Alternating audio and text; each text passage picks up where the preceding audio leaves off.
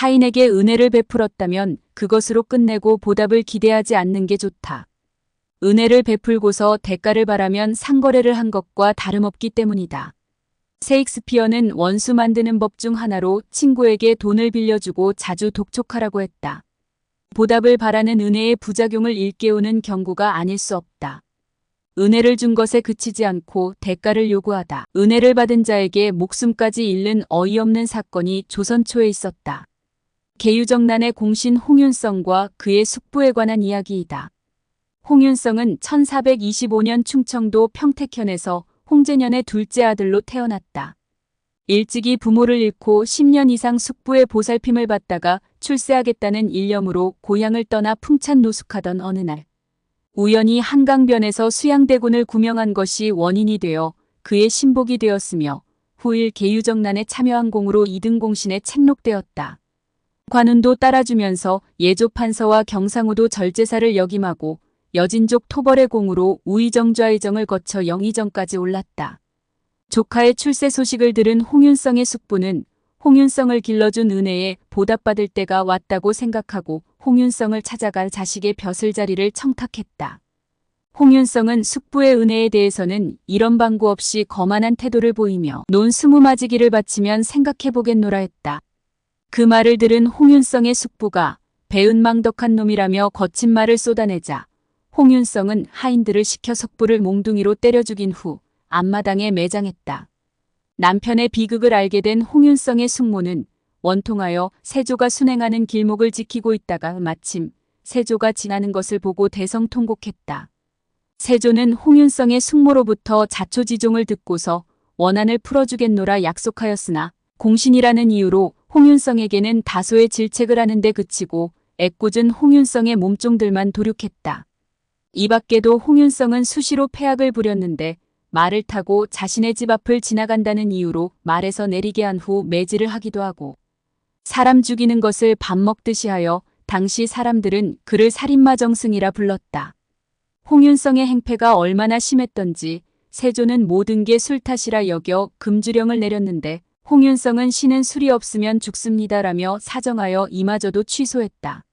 갈 곳 없는 어린 조카를 거두어 보살펴 주었으면 좋은 일을 한 것이고 그런 조카가 높은 벼슬까지 하였다면 흐뭇하게 여기면서 살아가면 그만이지. 굳이 자신이 베푼 은혜에 보답을 바라다가 홍윤성의 숙부는 끔찍한 화를 당하게 된 것이다. 이런 일들이 세대를 거쳐 쌓이고 쌓이면서 머리 검은 짐승은 거두지 말라는 옛말이 생겨났을 것이다. 이와는 반대로 우연한 기회에 베푼 사소한 은혜로 후일 자신의 목숨을 건진 일도 있다. 한 인물에 대한 평가를 후하게 해준 덕에 처형을 면한 김주에 관한 이야기이다. 이방원의 즉위에 결정적 역할을 한 하류는 신동과의 불화, 최영의 요동공격 반대 등으로 파직과 복직을 거듭했고 권신 이이님의 인척이라는 이유로 유배되는 등 관직 생활이 순탄치 못했다. 행실 또한 반듯하지 못해 예천 군수로 좌천되어 있을 무렵 고을기생 대부분과 관계하는 등 음탕함이 끝이 없어 평판이 좋지 않았으나 알렴사 김주는 죄를 묻는 대신 그의 치적을 가장 우수한 것으로 조정에 보고하여 오히려 승진하도록 도와주었다. 후일 김주는 이방석의 편에 있었다는 이유로 1차 왕자의 난 때 체포되어 처형을 앞두고 있었는데 남편의 옛 일을 알게 된 그의 부인이 당시 실세였던 하륜이 타고 가는 말 앞에 엎드려 남편의 구명을 호소하자 하륜은 옛 시절 김주가 자신에게 호의를 베푼 것을 기억하고 이방원에게 요청하여 죽음 직전에 있던 김주를 살려주었다. 한편 자신이 당한 은혜와 치욕을 잊지 않고 있다가 은인에게는 반드시 보답하고 원수에게는 철저히 복수했던 인물이 전국시대에 있었다.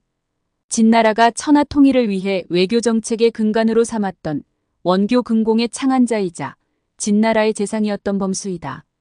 범수는 위나라 사람으로 가난한 집안에서 태어나 일찍이 출세의 뜻을 두고 제후에게 유세하여 관직을 얻으려 했지만 사정이 여의치 않아 수고라는 위나라 중대부의 가신이 되었다. 어느 날 범수는 수고의 수행원으로 제나라에 갔는데 제나라 왕이 말을 잘하고 재능 있는 범수를 보고는 황금과 술을 상으로 내리며 관심을 보였다. 이를 목격한 사람이 그 사실을 수고에게 보고하자 수고는 범수가 제나라와 내통하여 나라의 기밀을 팔아넘겼다고 오해했다. 수고는 범수에게 술은 받되 황금은 되돌려주라 명령했고 범수는 의심을 살까 염려하여 수고의 말대로 황금을 돌려주었으나 수고는 이 사실을 묻어두지 않고 귀국 후 위나라 재상인 위제에게 보고했다. 사건을 보고받은 위제는 범수를 반역죄로 다스리라 명했고 범수는 뼈가 부서지고 살이 터지는 모진 매질을 당해야 했다. 위제는 의식이 없는 범수가 죽은 것으로 착각하고 변소에 버리도록 하여 관리들이 그 몸에 오줌을 누도록 했다. 죽은 사람처럼 행세하여 간신히 살아난 범수는 정한평의 도움으로 위나라를 탈출한 후 왕계의 추천으로 진나라 재상이 되었다. 이후 범수는 정한평을 장군으로 임명하고 왕계를 태수로 임명함으로써 자신이 받은 은혜의 몇 배로 보답하였다. 그리고는 자신에게 없는 죄를 씌우고 모진 형벌을 가한 위나라 대신들에게 복수할 기회를 노리고 있었는데 때마침 옛 주인이던 수고가 위나라 사신으로 진나라에 왔다는 소식을 듣고 그를 불렀다. 수고는 죽은 줄로만 알았던 범수가 전국시대 최강국인 진나라의 재상이 된 것을 알고 두려움에 떨며 무릎을 꿇고 지난 일을 사죄했으나 범수는 위나라 왕에게 전하라. 즉시 위제의 머리를 가져오지 않으면 위나라 수도인 대량성을 허물고 대량 사람들을 몰살시키겠다며 위협했다. 그러면서 타국의 사신들에게는 산의 진미를 대접하면서 수고에게는 집과 콩을 접시에 담아주며 말이 여물을 먹는 것처럼 먹도록 하여 원한을 풀었다. 위제는 진나라의 위협에 조나라로 도주했고 인기척만 나면 자신을 잡으러 오는 사람이 아닐까 걱정하며 초조하게 살다간 결국 자살로 생을 마쳤다. 범수는 자신에게 밥 한 그릇 대접해준 사람에게도 반드시 그 은혜를 갚았고 눈 한 번 흘긴 사람에게도 반드시 원한을 갚았다고 한다. 세상을 살아감에 필요한 지혜를 알려주는 다양한 처세법이 횡행하지만 가장 기본적인 것은 원한을 사지 않는 것이다. 은혜를 입은 사람은 고마움을 느끼면서도 보답을 위해 열성을 다하지는 않지만 원한을 품은 사람은 그것을 잊지 않고 복수를 꿈꾼다. 그래서 누군가에게 은혜를 베푸는 것으로 인해 결과적으로 다른 누군가에게 원한을 사게 된다면 그런 은혜는 베풀지 않는 게 좋다. 이정전서에 명경위추부지원이라는 말이 있다. 못생긴 여인은 맑은 거울을 원수로 삼는다는 뜻으로 사악한 사람이 올바른 사람을 미워하고 원망함을 비유하는 말이다. 순호지에 차청차규라는 말도 있다. 대청을 빌려주면 안방을 빌리려 든다는 뜻으로 남의 호의를 이용하여 차츰차츰 그의 권리를 침범함을 비유하는 말이다. 원한 살 잘못을 하지 않아도 심지어 은혜만을 베풀어도 화를 당할 수 있는데 원한을 산다는 것은 얼마나 위험천만한 일인가.